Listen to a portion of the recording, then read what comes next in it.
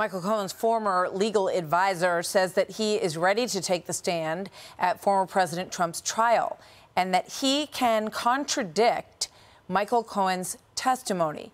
Bob Costello says the prosecution's star witness told him years ago that he had nothing on former President Trump. That conversation came up during Cohen's testimony. Prosecutor Susan Hoffringer asking Cohen, quote, "During that meeting, did you tell Mr. Costello the truth about what Mr. Trump's role was in the payoff to Stormy Daniels?"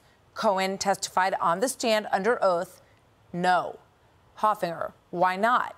Cohen, first, I wasn't sure that I was going to hire him. There was something really sketchy and wrong about him. He came with a retainer agreement, and I said, I'm not going to pay that right now. I'm still speaking to other lawyers. So I certainly wasn't going to expose anything to, one, someone I didn't know, and two, I was having trouble connecting with. Bob Costello joins me now. Bob, welcome back to the program. Good to see you. So that's your word against his on the stand the other day. What do you say to the fact that he says that he was not being truthful with you in that conversation? Well, first of all, it's not my word against his. I was there with my law partner. Second of all, virtually everything that Michael Cohen has said, and I read his testimony, at least the part that relates to me, is a lie, and I have documents to prove it. He claims that right there in the clip that you just put on the screen that we brought a retainer agreement. Totally untrue. He didn't see a retainer agreement for at least 6 or 7 days after that, and we have emails that corroborate that. Michael Cohen lies from the beginning to the end. Now, the important part was he asked to meet with us right after his home and his law office were searched pursuant to a search warrant. He called you, just to be clear. He reached out to you. Right. Yeah. No, initially, my law partner, who knew him for 10 years, when he heard about the search warrants, he sent him a note saying, gee, I'm sorry to hear that you're having so much trouble. He said, you know, I have a guy in my office, a partner of mine, who was deputy chief of the criminal division of that same office. If you ever want to pick his brain, just let me know. Cohen responded immediately, I'd like to meet with you guys. Can you come up here, meaning to the Regency Hotel, because all the reporters are following me and I can't leave my apartment without a slew of reporters. So we agreed to do that the next day. The two of us arrived. We went to a conference room on the second floor of the Regency Hotel. That's the first time I saw Michael Cohen. He looked like he hadn't slept in days. He was pacing back and forth from left to right on the other side of the conference table like a caged animal at the zoo. And he told us that he was suicidal. He said 2 nights before he was on the roof of the Regency Hotel, ready to jump off the roof and kill himself because he knew he couldn't handle the enormous legal problems that were coming his way. Now, when you have a guy who's that manic, and he was manic that day, marching back and forth, and he's asking you to provide him with the escape route, that's what he called it. How do I get out of this? What's the escape route?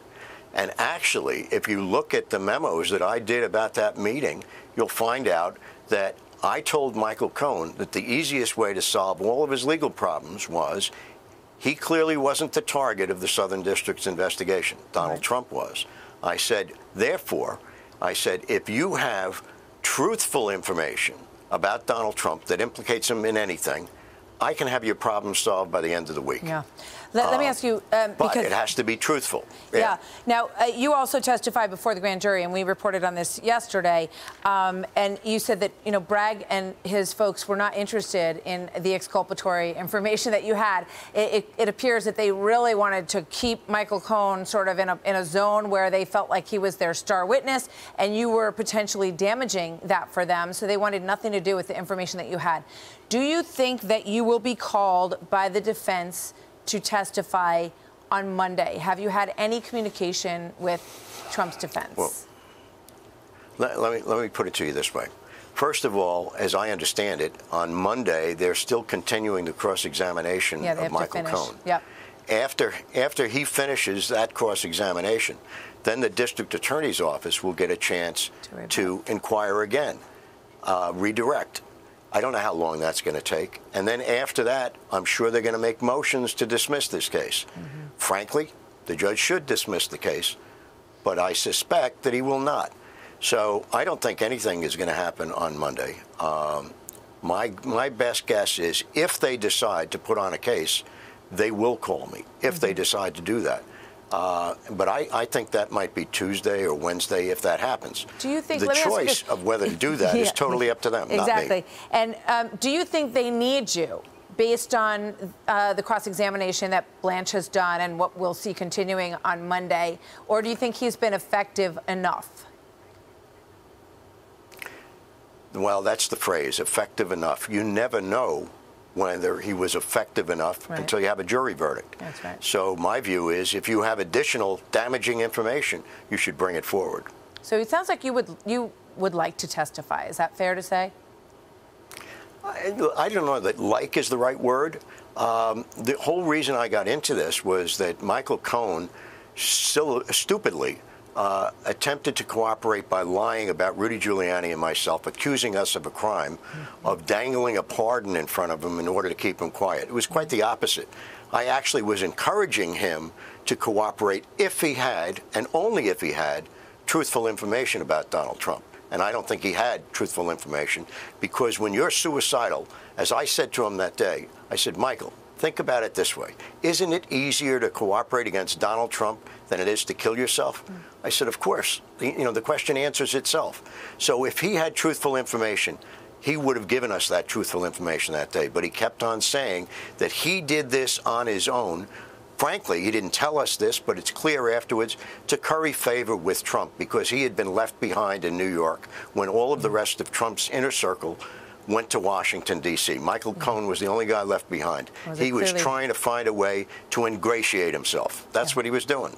Clearly a very desperate moment for him in a lot of ways. And Robert Costello, it's always good to see you.